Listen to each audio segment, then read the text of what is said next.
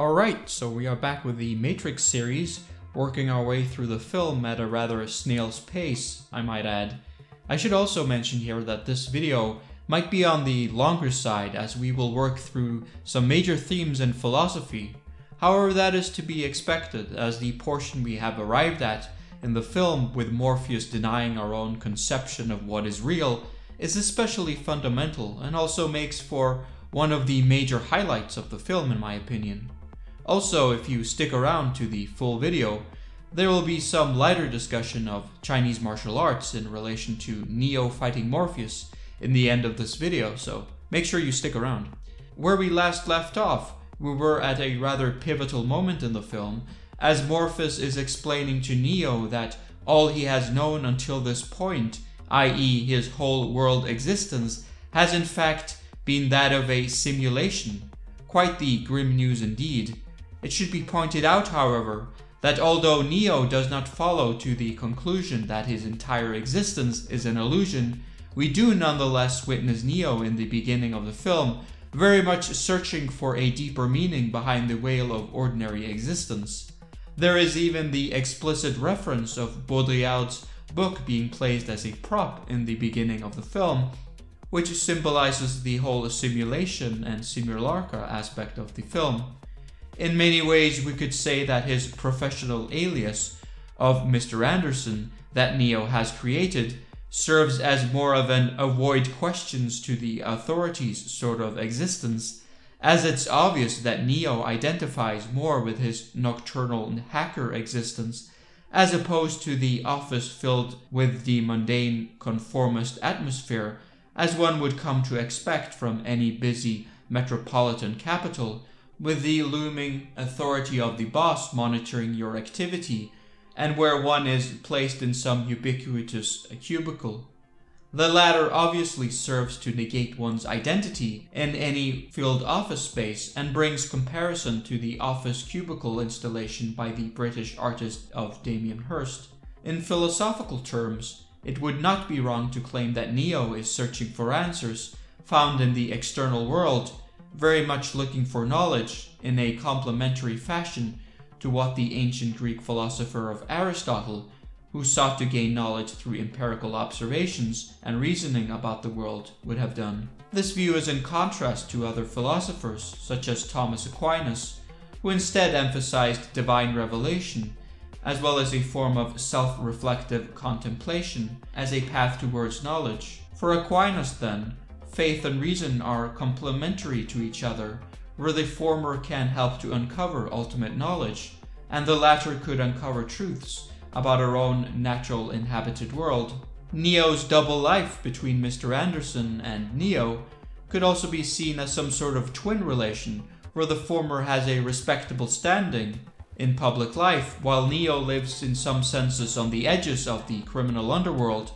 Interestingly, I somewhat recently had the chance to read Heaven and Hell by the New Testament expert Bart Ehrman, in which he mentions a legendary account concerning Jesus' own twin brother in the form of Judas Thomas, which was written as a book stemming from the 2nd century. This account, of course, seems very mythical from the get-go, and we are not even led into details about how it is that the two could possibly be twins. In any case, the brother was also referred to as Thomas, meaning twin, and a possible interpretation of the story could be seen in relation to copying Roman classical mythology, where it was also believed that Hercules had a mortal brother named Iphicles. Thus, in relation to the Matrix, the twin serves the role of the mortal bland counterpart, which conforms to society, as opposed to the other twin who fulfills prophecy and is non-mortal, much like the ending scenes of the film where we witness the resurrection of Neo. Anyways, getting back to the scenes in the film, the last video ended with a quote of Morpheus discussing both what is real and what it means to be real, which are two pivotal questions raised in philosophy, very much being a core question in metaphysics in particular. With the case of Morpheus stating to quote, "If you are talking about what you can feel, what you can smell, what you can taste and see, then real is simply electrical signals interpreted by the brain." He, being Morpheus, very much makes reference to physicalism, as providing the answer as to determining what is real. That is, the view that everything that exists is ultimately physical in nature, meaning all entities, properties, and phenomena, including mental states, consciousness, and emotions, can be explained by physical processes and laws, which furthermore very often relies on empiricism, the view that knowledge primarily comes from sensory experience, as lending it support. This then should not come across in any means as a strange view, and I suspect a lot of people, if not the majority of people, not having had much exposure to philosophy, would be swayed by this type of reasoning upon initial exposure.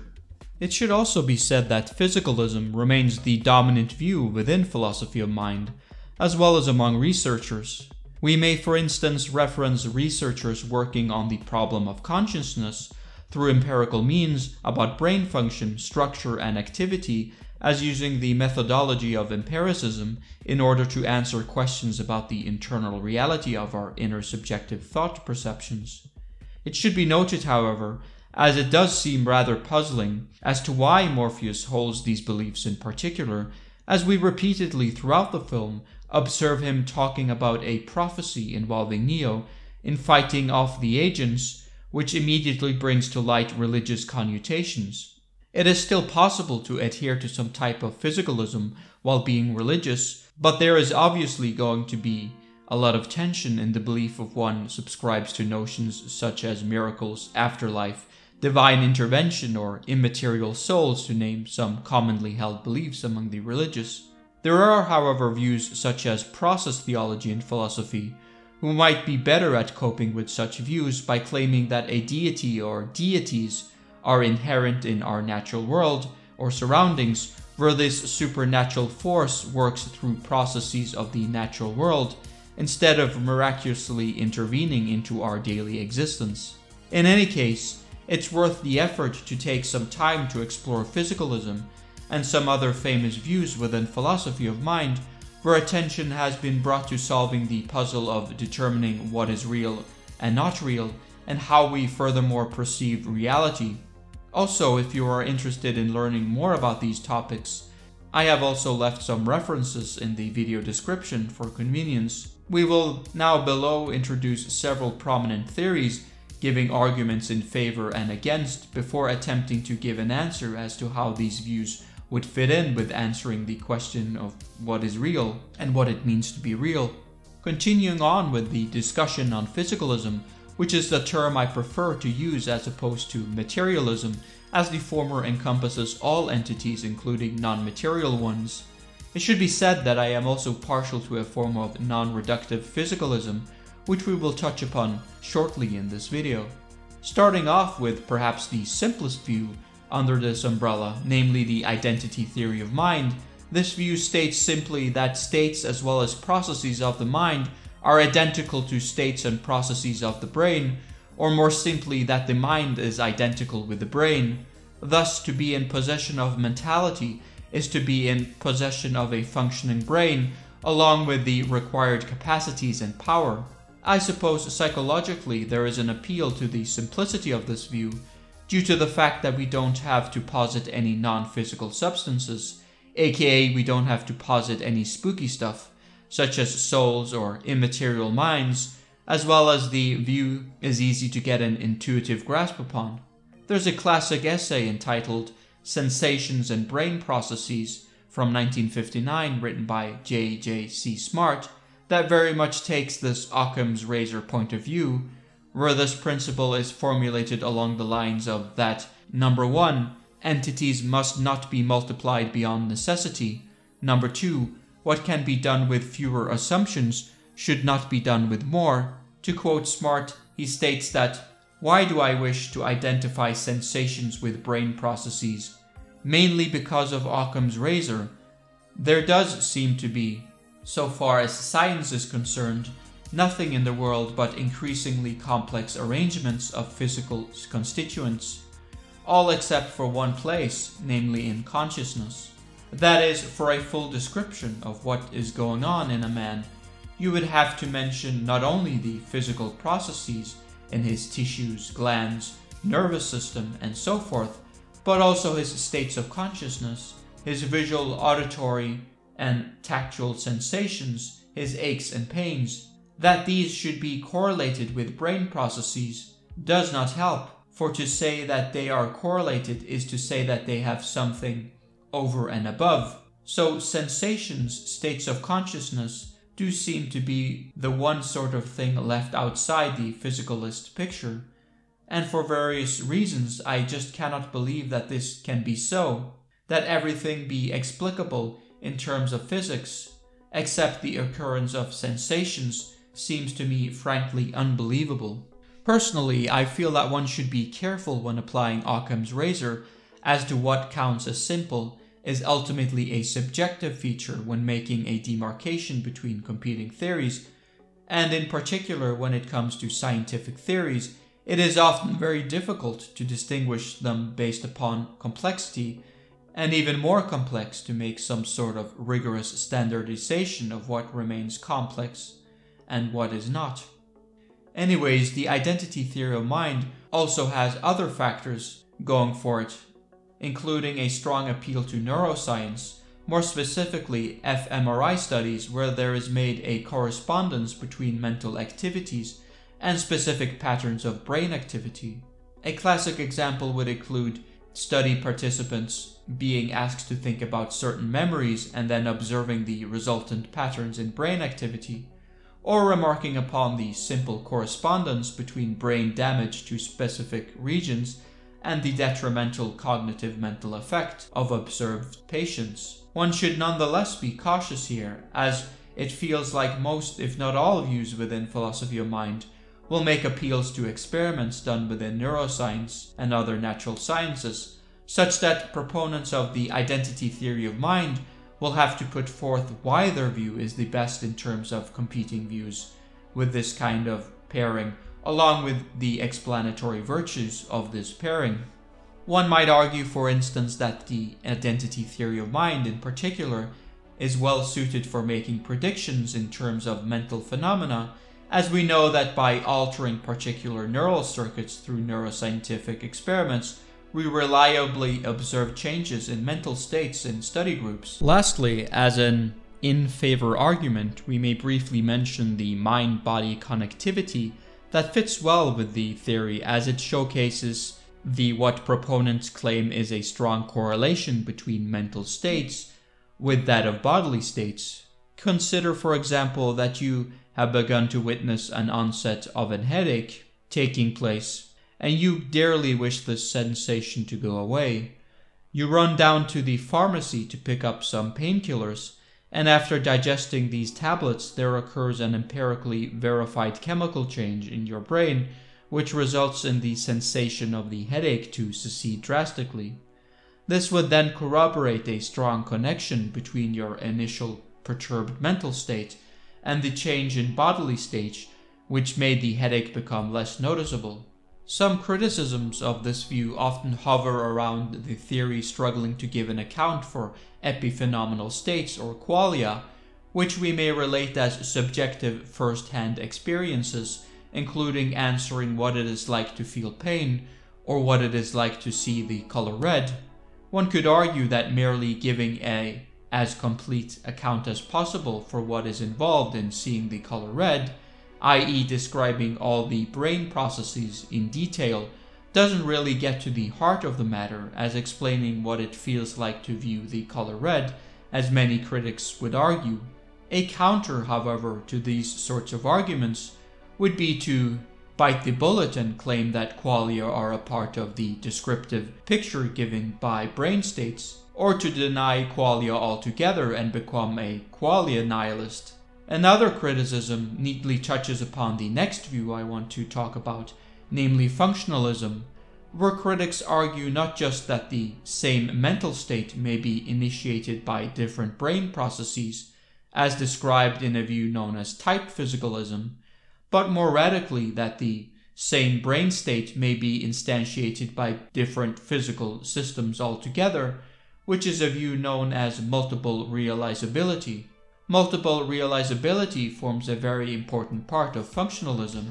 and was put forth by the esteemed American philosopher Hilary Putnam in his modestly titled paper Psychological Predicates from 1967, in which he argues that the realization of mental states could come via different physical systems altogether, extending the domain in effect to other animal brains, possibly as to yet undiscovered alien brains, or even machines in the future. This obviously runs contrary to the identity theory of mind,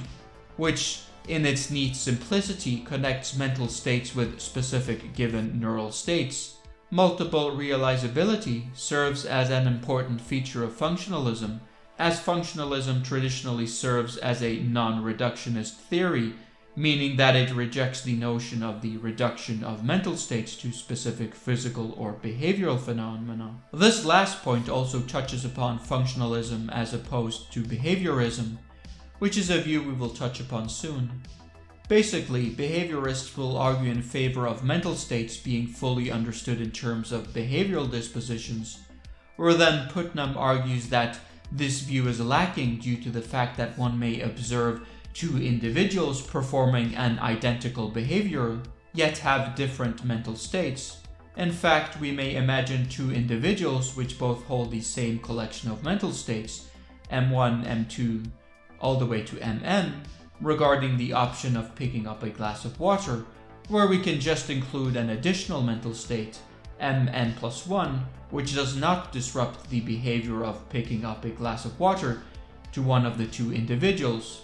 We should then state here that functionalism is a philosophy which concerns itself with describing mental states in terms of a functional role, which adheres well to the more seemingly abstract nature of mental states. One here often emphasizes the more computational role that this view takes, which was also touched upon by Putnam, as he made an analogy between Turing machines and mental states, and obviously working with a computational process has the potential to be multiply realized. There are more advanced notions one could explore here, taken among machine functionalists, where we expand upon the notion of a Turing machine to construct a probabilistic automaton, but we won't get into these details here. We can instead more formally define what functionalism is in terms of defining f to be a functional property and give the following definition. For something x to have f, or to be an f, is defined for x to have some property p such that c of p, where c of p is a specification of the causal work that p is supposed to do in x. The function c of p is especially important in the definition above, as it gives the causal role of f, and it is this causal role in many ways that lets us move between different organisms and even potential machines in terms of specifying a functional property f. For instance, take the kind f of pain, then there may be several properties p capable of instantiating f, such as neural circuits, or we can imagine advanced machine simulations serving as p being tied to pain. But what's overall essential here is that p performs the causal role described by c of p. In our example, this might be, for example, tissue damage, which then causes neural circuits or p to instantiate in a given biological organism. We may also think of a functional property f in terms of a mathematical set, which is a collection of elements, where a set is in turn uniquely characterized by its elements.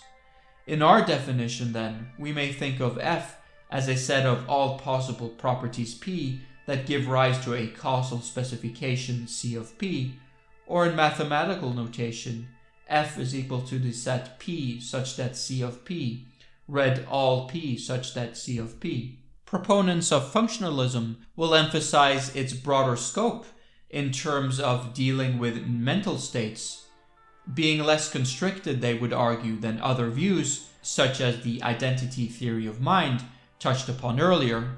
One may also argue that functionalism seems to be especially parsimonious with that of science, as the latter is so often concerned with functionality rather than material makeup, as well as the fact that finding causal roles to properties has also been extremely important historically. These observable causal roles are also very much in line with empiricism and share some commonality with behaviorism,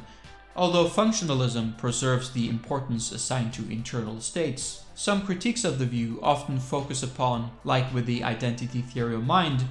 the problem of explaining phenomenal experiences of consciousness. An interesting counter-argument formulated by Ned Block, who is himself a functionalist, asks us to imagine the possibility of systems which are functionally identical to conscious beings, yet somehow lack an inner subjective qualitative experience, i.e. qualia. This possibility immediately becomes a difficult task for the functionalist to counter, as these systems would, on one hand, have identical input-output behavioral roles, yet would lack qualia.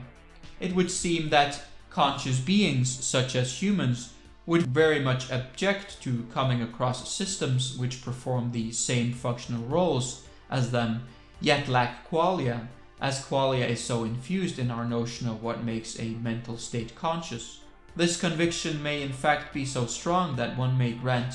lesser judicial rights, for example, to such systems, or treat them differently accordingly, if we, for instance, imagine them taking the form of an artificial life form. It might then be safe to argue that a lot of the counter-arguments which face the identity theory of mind also can be put against functionalism, and the functionalist will have to make the case that such issues may be responded to in an adequate and rigorous manner.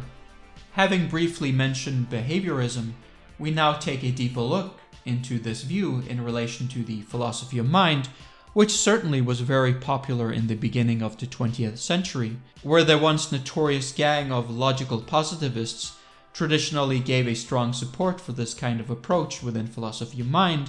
combined with a strong insistence on anti-metaphysics. Behaviorism takes the view that one can fully describe mental states in terms of observable behavior, which obviously hints at a very strong form of empiricism, where unobservable internal mental states are not put under the microscope, so to speak, and instead treated as somewhat of a black box. This view, although many will find it rather extreme, may nonetheless have an appeal to hardcore physicalists who wish to focus solely on physical explanations and wish to do away with, as far as possible, metaphysical assumptions, along with what they regard as the poor explanatory power in terms of empirical observations stemming from those who adhere to a strong metaphysical view. I am reminded here of some passages from the American psychologist William James' magnus opus book, The Principles of Psychology, in which he focuses a lot on explaining mental behavior in terms of observed physical responses.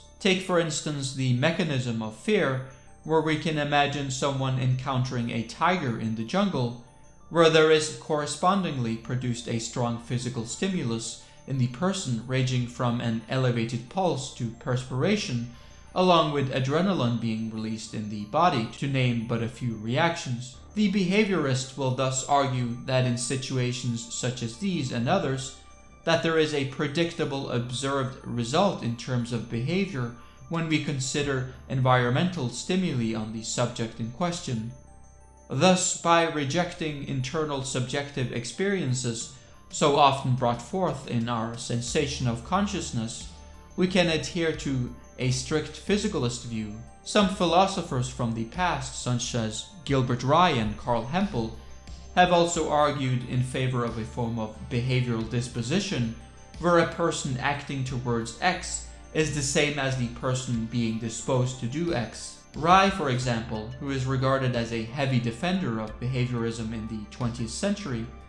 argue that mental states are a lot simpler than what is often offered up by competing views, as these should be viewed as concepts, patterns, or yet better, dispositions, which we can further empirically observe in terms of a public phenomena. Hempel, another major defender of this view, and who was a prominent logical positivist, also argued that, to quote, "If a statement is to have an intersubjective content, that is, a meaning that can be shared by different persons, its verification conditions must be publicly observable." He further argued that, like Rye, one may verify the meaning of any meaningful statement using verification, which is referred to as the verifiability criterion of meaning, which obviously is a very strong claim. One major benefit of this view, in addition to its simplicity as touched upon earlier, is that it offers us a direct rejection of the idea of having a non-physical mind, which is treated as distinct from our body. The latter is also something that will be central when we get into discussing the next view of substance dualism. We could also end off our discussion regarding the strengths of behaviorism by stating that the view aligns well with the current practice methods of both psychology as well as neuroscience, as both these endeavors are very much interested in studying mental states in terms of observable, measurable behavior. Regarding the critique of behaviorism, there is a rather glaring critique stemming from the fact, as mentioned earlier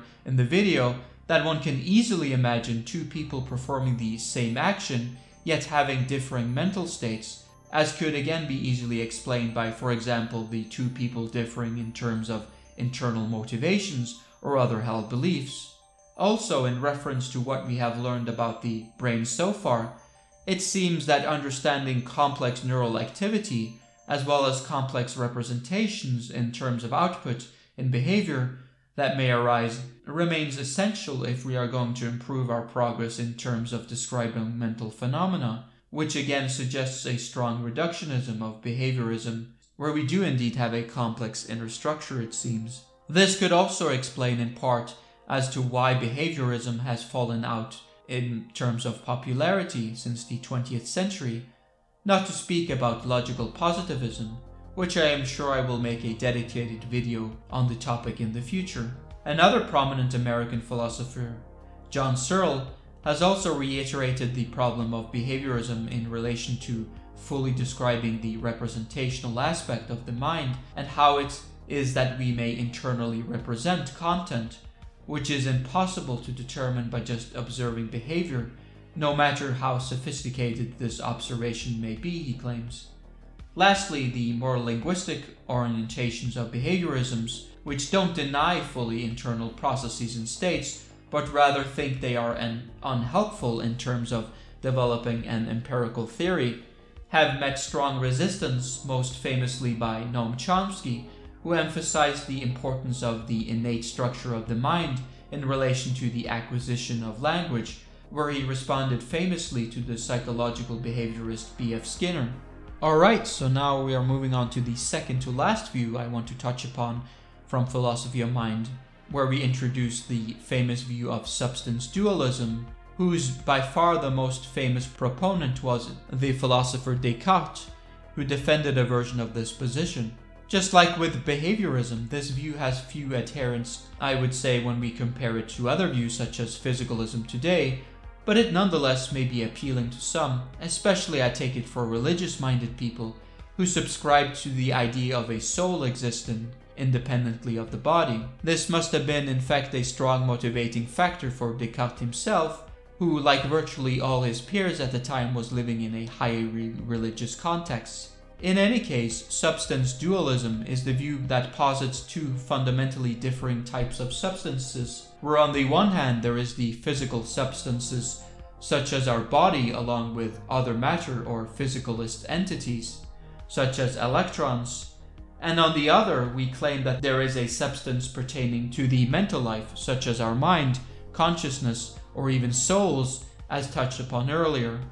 And much like Aristotle likes to talk about essences, then so do substrate dualists, as they claim that there are fundamentally differing ontologies to the two substances, or rather they describe two different ontological categories, where the essence of one is cognition, or more simply our consciousness, and the other describes the essence of occupying space through our body. This may seem like a rather quaint notion for some, but there is certainly something familiar about our minds controlling the vessel of the body, in some sense, or as the quote goes, having a mind of its own.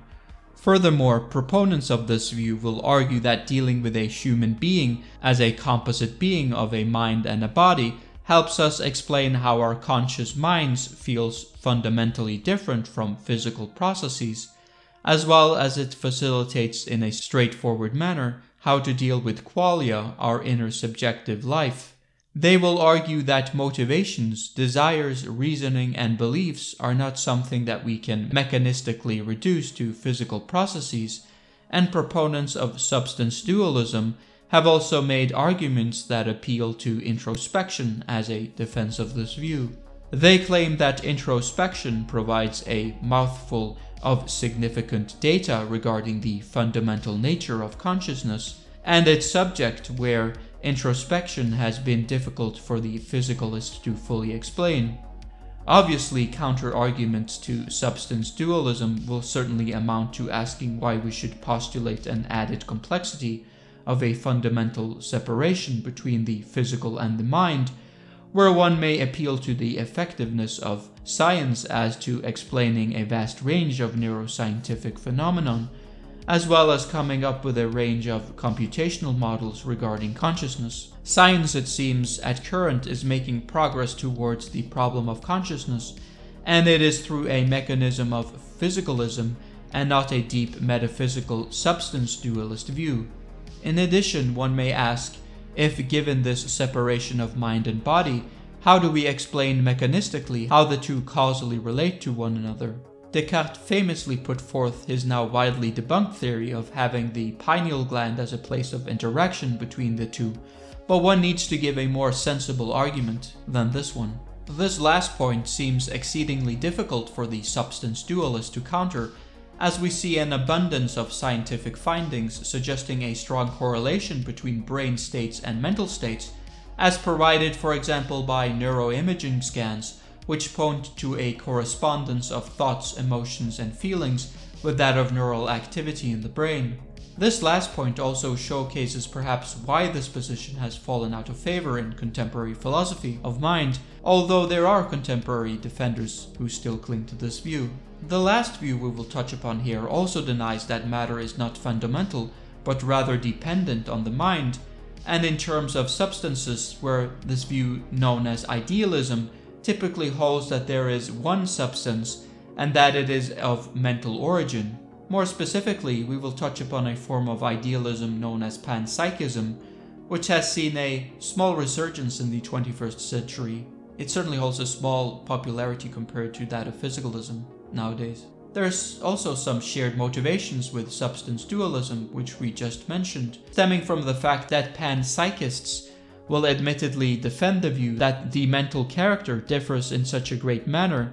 from the physical, making physicalism in turn a non-serious contender in terms of explaining consciousness. So, we may define panpsychism here as the view that, to quote, sees the mind or a mind-like aspect as a fundamental and ubiquitous feature of reality. This means that the panpsychist will typically hold that consciousness is not an emergent property stemming from complex systems, such as the biological brain, but rather something that is fundamental in itself, or to give the stronger claim that consciousness is something that forms an irreducible aspect of reality. The advantage of this position is that one no longer needs to explain how we suddenly get qualia from physical processes, thereby sidestepping the hard problem of consciousness, as consciousness itself is viewed as a fundamental feature of reality. Although, of course, the panpsychist needs to explain how it is that consciousness is irreducibly hardwired into reality itself,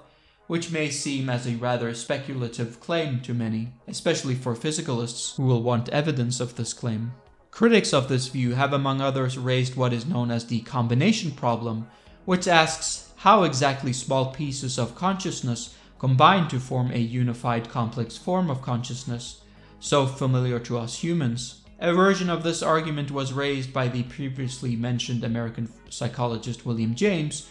in his Principles of Psychology, where he criticizes a view in which mental states are viewed as compounds of some elemental mental states. To quote, where the elemental units are supposed to be feelings, the case is in no wise altered. Take 100 of them, shuffle them and pack them as close together as you can. Whatever that may mean, still each remains the same feeling it always was, shut in its own skin, windowless, ignorant of what the other feelings are and mean. There would be 101st feeling there, if when a group of series of such feelings were set up, a consciousness belonging to the group as such should emerge. Certainly a notion of micro-consciousness or proto-consciousness might seem like a difficult intuitive notion for us to understand,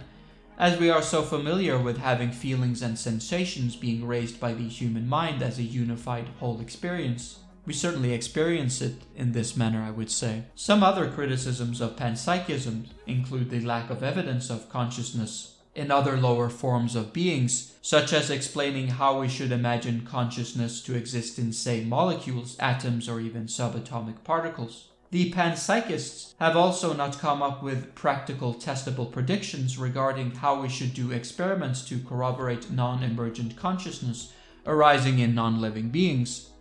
In all, it seems the burden of proof remains large for this view, yet it has still attracted modern supporters who claim this view corresponds better with qualia and our understanding of consciousness altogether.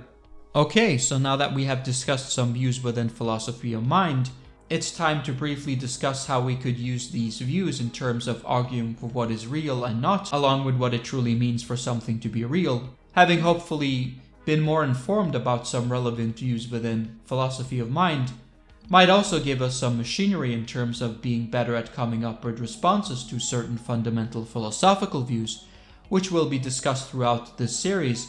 and in other film analysis videos. Anyways, let us now imagine Neo using the device we later witness in an upcoming scene, where he gets downloaded information into his brain, where he in this case becomes equipped with some new positions in terms of answering the fundamental riddle of existence and reality which Morpheus poses to him. Let's imagine Neo then coming up with the following responses to what is real and what it means for something to be real from the various views we have just discussed. Starting with physicalism, a view which Morpheus is already espousing in the film, it seems Neo might respond in conjunction with this view that to determine what is real, one should sensibly rely on the sciences, where one will appeal to well-corroborated scientific theories meeting stringent standards of replication. Furthermore, one might argue that one should not include entities into what is real that severely fail either empirical methodologies or what can be sensibly inferred from well-established science. In the case of uncovering a simulation in this scenario, one could, for example, suspend judgment or cling to the position that the evidence seems poor at the current moment. As in regards to the second question of asking what it means for something to be real, one is going to heavily rely on concepts such as an objectivity, which is independent from subjective perception, and demanding that realness itself adhere to an existence in space and time, i.e. something which can be meaningfully described within our existing physical universe. In terms of comparing the identity theory of mind with that of functionalism, as both fall under the umbrella of physicalism, the above description we just mentioned would naturally hold for both views regarding the questions asked, but as explained earlier when it comes to the description of consciousness, the methodology endorsed for both views will often defer to the science in terms of novel research results, but there may be cases where the interpretation will differ between the two views. One interesting example of this would be a situation involving AI, where a functionalist would perhaps be more easily persuaded in terms of endorsing the potential mental systems which are incorporated into the machine. The identity theory of mind proponent might here instead be more pedantic in this case, such as demanding the AI to fully replicate brain states as we understand them in human brains. Now, I will make a short pause here that there are a lot more nuances when it comes to the actual metaphysics of determining the real from the unreal, but since we are dealing with the topic of philosophy of mind and not metaphysics, I will not discuss the many positions one could endorse here, such as scientific realism, constructivism, or structural realism, to name a few. This discussion on metaphysics most likely, however, will hopefully come up in another matrix analysis video, so fear not. Now, moving on, for Neo acting as a behaviorist, answering the question of what is real will, according to Neo's worldview, make a strong insistence upon observable behavior, replacing or rejecting introspective arguments which rely on internal processes. The behaviorist in the form of Neo will make a strong appeal to scientific experiments along with testable novel predictions. Also, in terms of answering what it means to be real, Neo would place his chips in the position of the observation of behavior as determining realness of underlying subjective conscious states. One could in closing say that behaviorism will be more restrictive than the other two physicalist theories, as it focuses so much attention towards observable behavior, while dismissing mental states relating to internal processes. Where physicalism rejects dualism as well as leaning towards explaining mental phenomena in terms of physical processes, substrate dualism negates both these aspects. For Neo, taking on the role of the substrate dualist, he will argue in terms of what is real by claiming that one cannot reduce the mental domain to the physical or vice versa. One would have here the notion of something being in a state of existence in a very independent fashion, being placed either within the immaterial substance camp, so to speak, or in the camp of physical objects. Neo would argue here in favor of the strength of this position in regards to explaining qualia in a manner which aligns with our introspection, but would face difficulty in explaining the coherence and connectivity between the independent realm of the mental with the physical.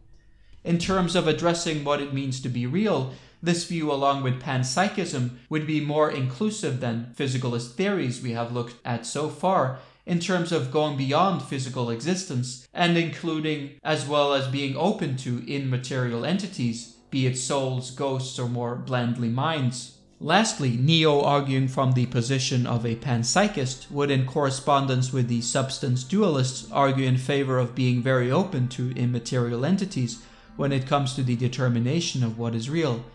Interestingly, we might view panpsychism as a middle ground of sorts between physicalism and dualism, as it tries to unite the mental and physical realm into a coherent, robust ontological framework. As we have seen, as consciousness is not an emergent phenomena under this view, but rather lay at the foundation of our world ontology, then determining what is real will have the mental fabric of micro-consciousness woven into its very fabric,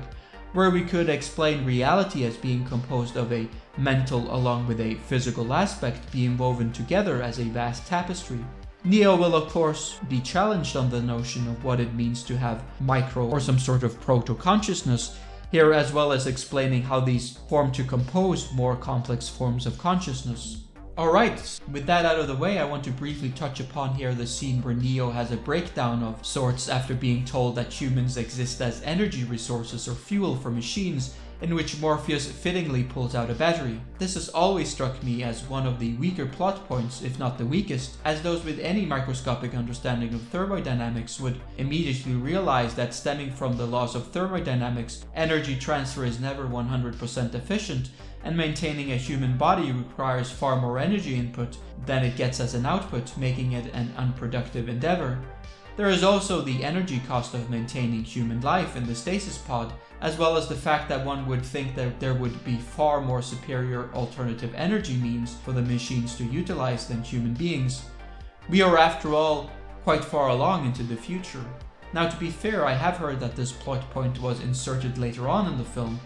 as the film studio found the original conception too confusing and the directors then altered it. But I would like to actually know what the original explanation was for the machine's intent was for keeping human beings in existence, be it in a simulation. In any case, after watching the movie countless times, I now always imagine Morpheus being mistaken in his description of keeping humans as a battery charge, and try to come up with other explanations. One idea I like at present is considering that it was a part of the machine's original programming, which was never changed, to not make humans extinct. Or the more sinister interpretation would be that human beings requested the illusion or simulation voluntarily after having witnessed their world being torn apart in the war against the machines. As promised, we will enter into a discussion now on the scene which depicts Neo fighting Morpheus through nothing short of a kung fu frenzy taking place in a JoJo setting. This fight is made possible through a learning process which one of the crew members named Tank on board the Nebuchadnezzar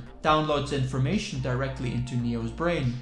This process, while belonging very much to the realm of science fiction, is also philosophically interesting, as one might ask in what sense one is the same person, personality-wise, after having downloaded, for example, 100,000 books directly into your brain. It seems difficult to imagine that one would retain one's own personality exactly if one is made immediately aware of such a plurality of fields and complex processes. In any case, Getting into the martial arts at display, much of the fight choreography can be seen in reference to the 1994 film Fist of Legend starring Chinese martial arts superstar Jet Li, where if you observe the end fights in that film, you will certainly see many similarities in terms of the fight choreography with that of The Matrix. Interestingly, Fist of Legend takes place at the Zhongwu School, which was one of the very first martial arts institutions in China. Among others, in its overarching approach of being inclusive along with the aim of modernization put to practice,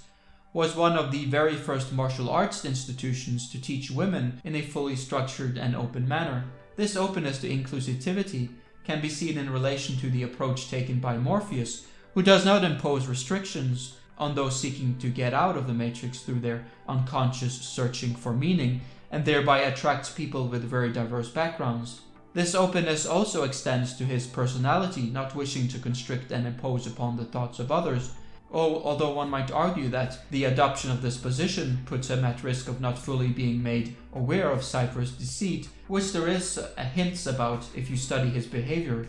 and we will ultimately witness his betrayal later on in the film. To touch upon Chinese martial arts more specifically, it strikes me that the venue, along with what is essentially understood as an exhibition match of sorts, fits perfectly into the origins of the art form itself. This is because it is believed that some of the earliest Chinese martial arts arose in the Shu dynasty, where there took place at more aristocratic settings such as palace courts, exhibition matches, in both unarmed as well as armed variants of Chinese martial arts. There are records here of aristocratic martial artists which were trained for a particular skill set, such as the mastery of a particular weapon.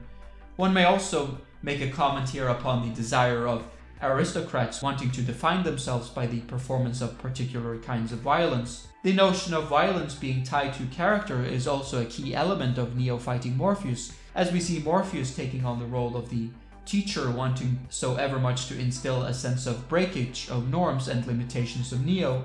who has, as the student novice, placed a great deal of doubt upon himself in this fight scenario. In addition, there is an emphasis in the scene of using one's full skill set in order to defeat your opponent.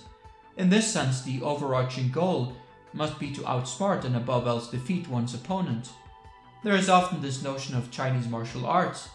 not being fully effective, but already from thousands of years ago there were complaints about certain martial arts being too flowery, meaning showing off, and that one must learn to efficiently defeat one's opponent. For example, there was a figure of Jaegwon who complained about the incompleteness of many of the martial arts styles, and what came to be known as flowery boxing was associated with ineffective and overly elaborate styles that only looked nice. The notion we hear so frequently about the essence of martial arts being tied to promote health alone is a much more modern conception, arising probably in the 19th century according to sources.